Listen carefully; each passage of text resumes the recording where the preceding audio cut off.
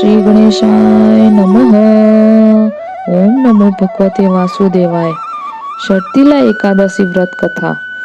ऋषि पुलत्स्य ने यह कथा दालभ्य ऋषि को सुनाई थी।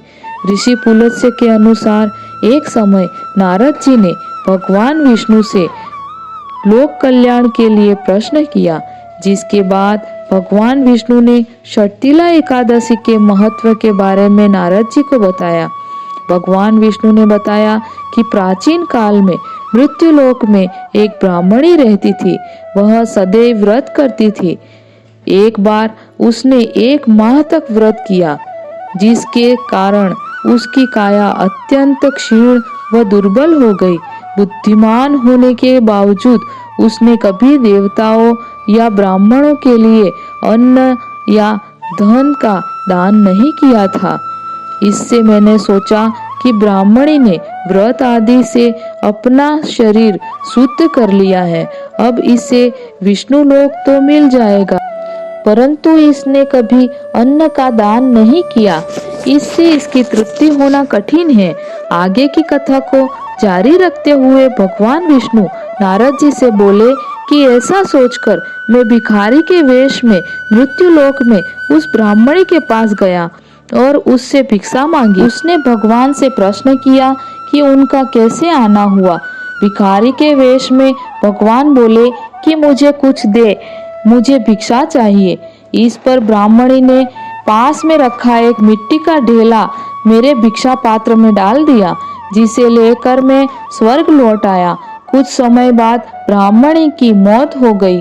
ब्राह्मणी को मिट्टी का दान करने से स्वर्ग में सुंदर महल मिला, लेकिन उसने अपने घर को अन्न और अन्य चीजों में शून्य पाया। घबराकर वह मेरे पास आई और कहने लगी कि भगवान, मैंने अनेक व्रत आदि से आपकी पूजा की, परंतु फिर भी मेरा घर अन्नादि सब वस्तुओं से शून्य है। इसका क्या कारण है? इस पर मैंने कहा, पहले तुम अपने घर जाओ, देव स्त्रियां आएंगी तुम्हें देखने के लिए। पहले उनसे शर्तिला एकादशी का पुण्य और विधि सुन लो, तब द्वार खोलना। मेरे ऐसे वचन सुनकर वह अपने घर गई। जब देव स्त्रियां आई और द्वार खोलने को कहा तो ब्राह्मणी बोली, आप मुझे देखने आई है तो शर्तिला एकादशी का महात्म्य मुझसे कहो। उनमें से एक देव स्त्री कहने लगी कि मैं कहती हूँ। जब ब्राह्मणी ने शर्तिला एकादशी का महात्म्य सुना तब द्वार खोल दिया।